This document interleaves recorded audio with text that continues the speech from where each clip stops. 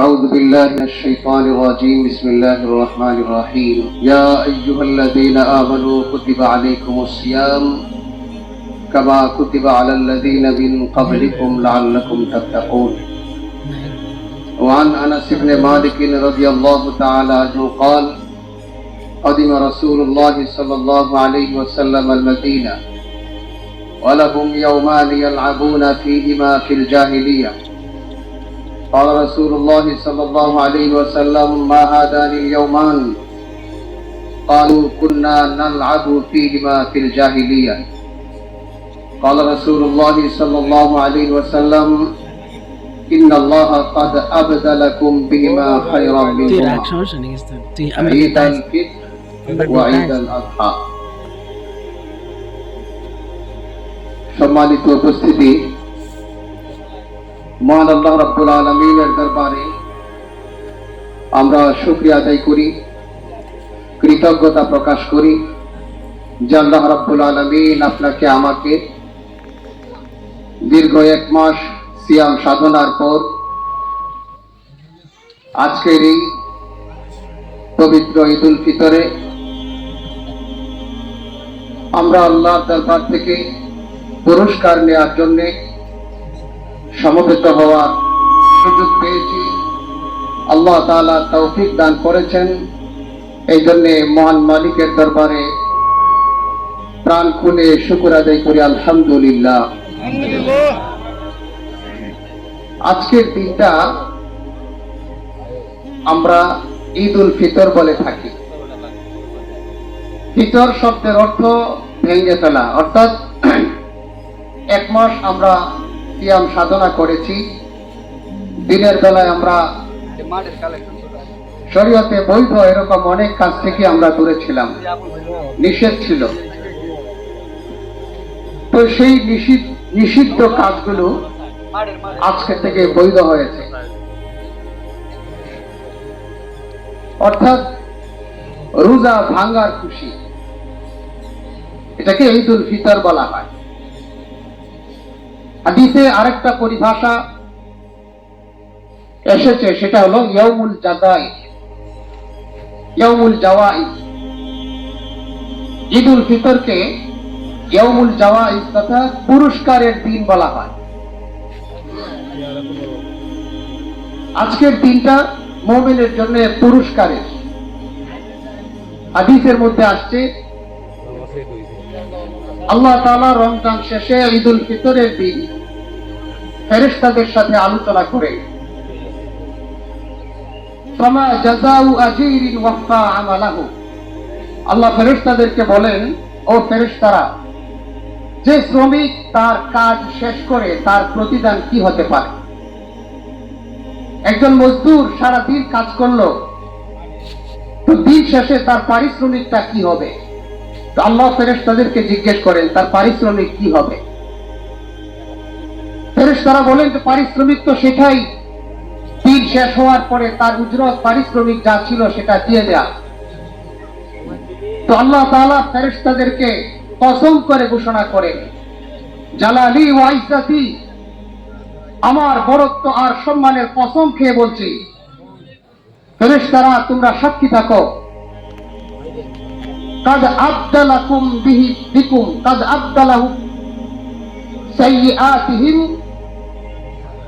قد غفرت لهم ارجعوا قد غفرت لهم وقد بدلت سيئاتهم حسنات।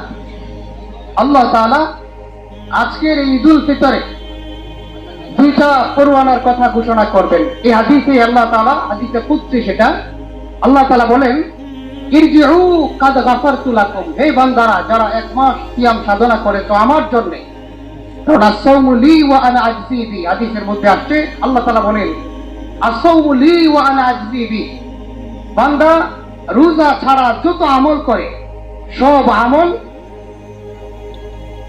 সব আমলের মধ্যেই কিছু না কিছু লৌকিকতা, মানুষকে দেখানো ইত্যাদি অন্যান্য বিষয় বাস্তব জড়িত হতে পারে। রোজার ক্ষেত্রে আল্লাহ বলেন আস-সাওমু লি, রোজার আমলটা শুধুমাত্র আমার জন্য বান্দা রাখে, তাই ওয়া আনা আজজি বি, এর প্রতিদান আমি আল্লাহ নিজ হাতে তাকে দেব। তো ঈদের দিনে আল্লাহ কি দেন? আল্লাহ হাদিসে বলেন, কাদ গাফারতু লাহুম, ফেরেশতারা তোমরা সাক্ষী থাকো, আমি আমার ইজ্জত, আমার বড়ত্বের কসম খেয়ে বলছি, কাদ গাফারতু লাহুম, আমি এই বান্দাদেরকে ঈদগাহ থেকে তাদেরকে ক্ষমা ঘোষণা করব, মাফ করে দেব। সুবহানাল্লাহ। শুধু তাই নয়, আল্লাহ কত বড় মহান মহিয়ান, কাদ বাদদালতু সাইয়্যাতিকুম হাসানাত, আল্লাহ এটাও ঘোষণা করবেন, তাদের গুনাহগুলোকে মাফ করে এই খাতাটা আমি শূন্য রাখি নাই। কাদ বাদদালতু সাইয়্যাতিকুম হাসানাত, আমি তোমাদের, আমার বান্দাদের সেই গুনার জায়গাগুলোকে আমি নেকি দ্বারা পরিবর্তন করে দিব। সুবহানাল্লাহ। তো আজকে আমাদের ক্ষমার দিন, পুরস্কারের দিন। তো সেই পুরস্কারটা আসলে কারা পাবে? পুরস্কার তারাই পাবে যারা পরীক্ষায় অংশগ্রহণ করে। এক মাস যারা সিয়াম সাধনা করেছে তাদের জন্যই পুরস্কার। আর যারা সিয়াম সাধনায় অবহেলা করেছে, ঠিকমতো রোজাগুলো রাখি নাই আমরা, তাদের জন্য আল্লাহ তাআলার পক্ষ থেকে কোনো ফরমান নেই। আল্লাহর আজকের পুরস্কার শুধুমাত্র তাদের জন্য যারা সিয়াম সাধনা করেছে কষ্ট করে, শুধু তারাই। আজকের আল্লাহ পাকের ক্ষমার ঘোষণা, আল্লাহ পাকের মাফের ঘোষণা, ঈদগাহ থেকে বান্দাকে গুনাহ মুক্ত করে বাড়িতে ফিরে যাওয়ার ঘোষণা শুধু তাদের যারা এক মাস সিয়াম সাধনা করেছে।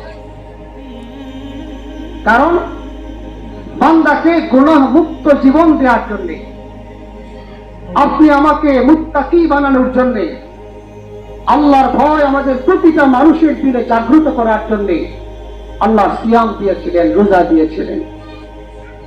এক মাস রোজা দিয়েছেন, 11 মাস রোজা থেকে আল্লাহ আমাদেরকে মুক্ত রেখেছেন।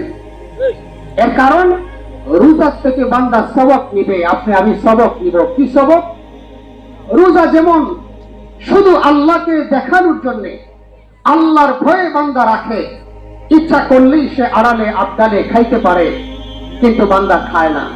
একজন মুমিন সে খায় না, পানাহার সবকিছু থেকে দূরে থাকে, শুধু আল্লাহর ভয়ে, যে আল্লাহ দেখবেন, দুনিয়ার কোন মানুষ আমাকে দেখবে না। এই যে রোজার এক মেসেজ, যে দুনিয়ার কোন সৃষ্টি আমাকে দেখবে না, কোন মানুষ আমাকে দেখবে না, আমি খাইলে, আমি পানাহার করলে কেউ দেখবে না, কিন্তু শুধুমাত্র আল্লাহ দেখবেন, এই জন্য খাই না।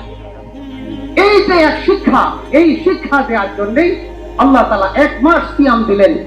এক মাস সিয়াম সাধনা করে বান্দা এই তাকওয়ার গুণটা অর্জন করবে।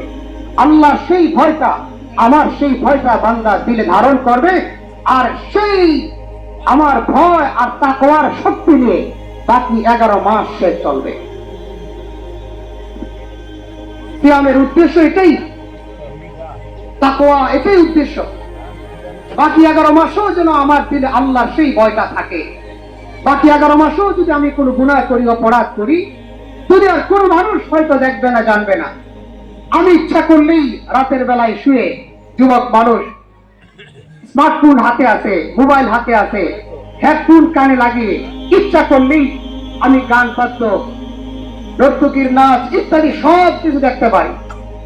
দুনিয়ার কোন মানুষ দেখবে না, হেডফোন কানে আছে, মা বাবাও শুনবে না, কেউ শুনবে না, দুনিয়ার কোন মানুষ জানবে না, কিন্তু আল্লাহ জানবেন, আল্লাহ ফেরেশতারা সাক্ষী থাকবেন।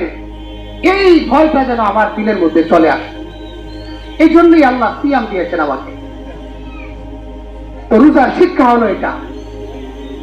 এই জন্য আসুন রোজার সেই শিক্ষাকে দিলে ধারণ করে নিজের বাকি 11 মাস এই পুঁজিকে ধারণ করে যেন আমি বাকি 11 মাস চলতে পারি, নিজের জীবনটাকে গুনাহ মুক্ত, কলুষ মুক্ত এক জীবন আমি করতে পারি। এই জন্য আল্লাহ তাআলা আপনি আমাকে সিয়াম দিয়েছিলেন।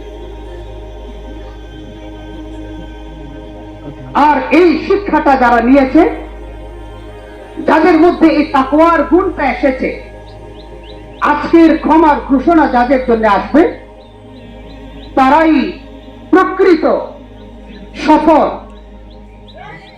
তারাই প্রকৃত কামিয়াব, তাদের জন্যই প্রকৃত খুশি। ঈদের খুশিটা তার জন্যই যে ক্ষমার ঘোষণা পাবে, আর যার জন্য ক্ষমার ঘোষণা আসবে না, ঈদের খুশিটা আসলে তার জন্য নয়। এক কবি বড় চমৎকার করে বলেছেন, লাইসাল ঈদু লিমান লাবিসাল জাদীদ ইন্নামাল ঈদু লিমান তাআতুহু তাজিদ। লাইসাল ঈদু লিমান লাবিসাল জাদীদ ইন্নামাল ঈদু লিমান তাআতুহু তাজিদ। কবি বলেন, ঈদের খুশি তার জন্য নয় যে শুধুমাত্র ঈদ আসলো আর পকেটে টাকা আছে আর নতুন জামা কাপড় পরলো, তার জন্য ঈদ নয়। তাহলে কার জন্য? ইন্নামাল ঈদু লিমান তাআতুহু তাজিদ।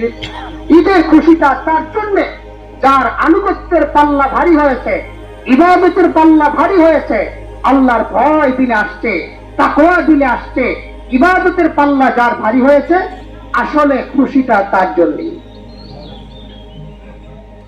লাইসাল ঈদু লিমান তাজাম্মালা বিল লিবাসি ওয়ার রুকুব ইন্নামাল ঈদু লিমান গুফিরাত লাহুল যুনুব।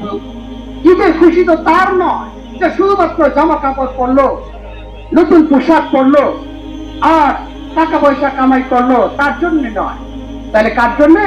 ইন্নামাল ঈদু লিমান গুফিরাত লাহুল যুনুব। ঈদের খুশি, প্রকৃত খুশিটা তার জন্য। প্রকৃত খুশি তার যার গুনাহগুলোকে মাফ করে দেওয়া হয়েছে, যার গুনাহগুলোকে মাফ করে দেওয়া হয়েছে, আসলে প্রকৃত খুশিটা তার। আজকে আমার আপনার ক্ষমার ঘোষণা যদি হয়, আমাকে যদি আল্লাহ মাঠ থেকে গুনাহ মুক্ত ফেরত দেন, আমার গুনাহগুলোকে যদি আজকে আল্লাহ মুছে দেন, তাহলে আমার জীবনটা সার্থক আর আমার জন্য খুশি। আর আমি যে গুনাহ নিয়ে এসেছিলাম মাঠে, যে গুনাহ আমার রমজানের আগেও ছিল, সেই গুনাহ আমি রমজানেও মোচন করতে পারি নাই। যে গুনাহগুলো নিয়ে আমি মাঠে এসেছি, সেই গুনাহগুলো নিয়ে আবার মাঠ থেকে ফিরে গেলাম, আল্লাহ আমার জন্য ক্ষমার ঘোষণা দিলেন না। তাহলে আমার জন্য কোনো খুশি নেই, বরং এটা পরিতাপে। আমার ইচ্ছা পরিতাপে, আমার ইচ্ছা আফসোসে, আমার ইচ্ছা বেদনাদায়ক, আমার ইচ্ছা খুশির নয়। তাই আমি যুবক মুরব্বী সহ আমি সকলকে বলবো, আমি আপনি বিগত দিনে যত অন্যায় করেছি, আমার মনে হয় পাল্লা দিয়ে আমাদের বেরোজগারের সংখ্যা বাড়ছে। শুধু যুবক এরকম না, অনেক মুরব্বীদেরকেও দেখি আমাদের চোখে পড়েছে রোজা রাখেন নাই। 2 দিন আগে আসতেছিলাম বাস দিয়ে, এই সকাল 8টা-9টা হবে, বাস এক জায়গায় দাঁড়িয়ে, বাসের মোটামুটি অনেকেই ড্রাইভারকে বলছে চা পান খায়ালো। ড্রাইভারের কিছুটা ঘুম আসছে, তো যাত্রীরা তাদেরকে ড্রাইভারকে সতর্ক করছে এক দোকানের সামনে দাঁড় করিয়ে যে চা পান খায়ালে। দেখলাম মোটামুটি অনেক যাত্রীরাই নামলো। আশ্চর্য হলাম, হেল্পার মুরব্বী মানুষ ছিল, দাড়িওয়ালা, তার দাড়িতে মেহেদি দেয়া। ভাবছিলাম হয়তো ড্রাইভার না রাখলেও মনে হয় হেল্পার কন্ট্রাক্টর সব মনে হয় রোজা রাখবে। আশ্চর্য হলাম, তাকে দেখলাম সে দোকান থেকে সিগারেট এনে দরজায় দাঁড়িয়ে খাচ্ছে। তো আফসোসে ভিতরটা ভেঙে চুরমার হয়ে গেল। কি আশ্চর্য, বাসের অনেক মানুষও তো রোজা রেখেছে, কারো মুখে কোনো প্রতিবাদ নেই। আমি হুজুর মানুষ একা প্রতিবাদ করলে আর কি হবে? তো একটু অবজারভেশন করলাম যে আসলে বেরোজগারের সংখ্যা কি পরিমাণ। আপনারা হয়তো আরো সরেজমিনে আপনারা ছিলেন, আপনারা আরো ভালো বলতে পারবেন। তো যাই হোক, যেভাবেই হোক আমরা বিগত দিনগুলো পার করেছি, কে কতটা অপরাধ করেছি আমরা জানি, নিজেরা জানি। দুনিয়ার অন্য কোন মানুষ আমার গুনাহ সম্পর্কে না জানলেও আমি নিজে জানি কতটা অপরাধ আমার দ্বারা হয়েছে। এই জন্য আজকে আমি আল্লাহর কাছে কায়মানুবাদকে তওবা করব, আল্লাহ যা অপরাধ করেছি, যত গুনাহ করেছি, আল্লাহ আমাকে মাফ করে দাও। যুবক ভাইদেরকে আমি অনুরোধ করে বলবো, আর শাবাব জুনুন, যৌবনকাল একটা পাগলামির সময়। যৌবনকাল উন্মাদনার সময়। এই যৌবনকালে যা ইচ্ছা তা করা যায়, ইচ্ছা করলেই গুনাহ করা যায়, ইচ্ছা করলেই যে কোনো পাপে জড়িয়ে যাওয়া যায়। নিজের যৌবনকে এভাবে হেলায় গুনায় ভাসিয়ে দেওয়া যাবে না। এই যৌবনটা আল্লাহ পাকের এক বড় এক নিয়ামত। এই যৌবন আল্লাহর বড় এক নিয়ামত। আল্লাহ যৌবনের হিসাব নিবেন, প্রতিটা কদমের প্রতিটা পায় টু পায় আল্লাহ হিসাব নিবেন। এজন্য আমি বিশেষ করে যুবক ভাইদেরকে বলবো, যৌবনে নিজেদের গাটা ভাসিয়ে না দেই, নিজেকে একটু নিয়ন্ত্রণ করার চেষ্টা করি, নিজেরা নিয়ন্ত্রণ করার চেষ্টা করি, নিজের জীবনটাকে একটু মসজিদমুখী করার চেষ্টা করি। মসজিদগুলো খালি পড়ে থাকে, যুবকদের উপস্থিতি মসজিদে তেমন পাওয়া যায় না। ওই 10 বছর 20 বছর আগে যে মুরব্বীরা মসজিদে নামাজ পড়তেন, এখনো মসজিদের মুসল্লি তারাই, যুবকরা তেমন মসজিদে পাওয়া যায় না। এটা বড় আফসোসের, এটা বড় বেদনাদায়ক বিষয়। যৌবনকাল ইবাদতের এক দুঃখম সময়, যৌবন ইবাদতের আল্লাহকে পাওয়ার এক দুঃখম সময়। বুড়া হলে আপনি চাইলেও রুকুটা ঠিক মতো দিতে পারবেন না, সেজদাটা ঠিক মতো করতে পারবেন না। তাই যখন গুণের শক্তি আছে, তখন যদি আমি আল্লাহমুখী হই, এটা হবে আমার প্রকৃত ক্ষুধাভীরতা, এটা হবে আমার প্রকৃত আল্লাহর পক্ষ থেকে চাওয়া। এই জন্য যুবক ভাইদের কোন উত্তর আসুন, নিজেদের লাগামকে একটু টেনে ধরি। ঈদ উপলক্ষে আমরা সমাজে আমরা অনেক ধরনের অন্যায় অনইসলামিক কাজে আমরা জড়িয়ে যাই। এটা আদৌ উচিত নয়। মুসলমানের ঈদ নিছক কোন উৎসব নয়, এটা ইবাদত। আমি যে হাদিস পড়েছিলাম, নবীজি মদিনায় যাওয়ার পরে দেখলেন মদিনার মানুষ 2 দিন জাহিলি যুগের উৎসব পালন করে, ইসলাম বিবর্জিত পন্থা উৎসব পালন করে, আমোদ ফুর্তি করে, যেভাবে ইচ্ছা সেভাবে গুনার কাজ করে। নবীজি বললেন জাহিলি যুগের কোন উৎসব ইসলামে চলবে না। নবীজি বললেন ইন্নাল্লাহা কাদ আফদালাকুম বিহিমা খায়রাম মিনহুমা, আল্লাহ তাআলা তোমাদেরকে জাহিলি যুগের উৎসব থেকে আরো 2টা উত্তম উৎসব দান করেছেন, ঈদ আল আযহা ওয়া ঈদ আল ফিতর। সেটা হলো ঈদুল ফিতর আর ঈদুল আযহা।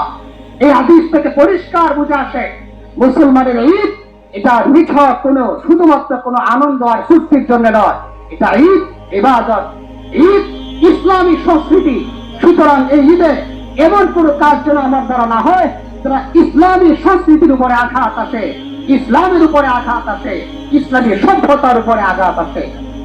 বড় আফসোসের সাথে আমরা লক্ষ্য করি, ঈদ আসলেই আমাদের যুবকদের মধ্যে গুনার পাল্লাটা অনেক ভারী হয়ে যায়।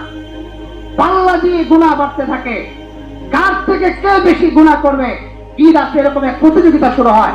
আমি যুবক ভাইদেরকে বলবো, বিশেষ করে আমরা যারা দূর থেকে আসি, ঢাকায় বিভিন্ন জায়গায় থাকি, এলাকায় থাকি না, 1 সপ্তাহের জন্য আসে, আমরা এলাকায় এমন এক অবস্থা তৈরি করি, এলাকায় যারা আলেম সভ্য দিনদার মুত্তাকি ভালো মানুষ, তাদের আর কর্ণকুহর কান দিল জামাত আর সুস্থ রাখার মতো কোনো পরিবেশ পান না। চতুর্দিকে হই হুল্লোড়, গান বাজনা, ডেস্কিদের আওয়াজ আমরা যেভাবে ছড়াইতে থাকি, আরো এক অপসংস্কৃতি বিভিন্ন গাড়িতে অটোতে করে বাদ্য বাজনার যে এক হইচই শুরু হয়, এটা আদৌ আমার সাথে যায় না। তাই যুবক ভাইদেরকে অনুরোধ করবো, এই গান বাদ্য বাজনা ডেস্কিদ বাজানো এটা তোমার সংস্কৃতি নয়, এটা তোমার সংস্কৃতি নয়, ইসলামের সংস্কৃতি নয়। তাই আসুন, এই ঈদ আমার জন্য ইবাদতের, আমি ইবাদত করি, মসজিদের সাথে নিজেদের সম্পৃক্ত করি, আলেম ওলামাদের সাথে সম্পৃক্ত করি। সামাজিক যত কলহ আছে, ঝগড়া বিবাদ, এগুলোকে আমরা না জড়াই।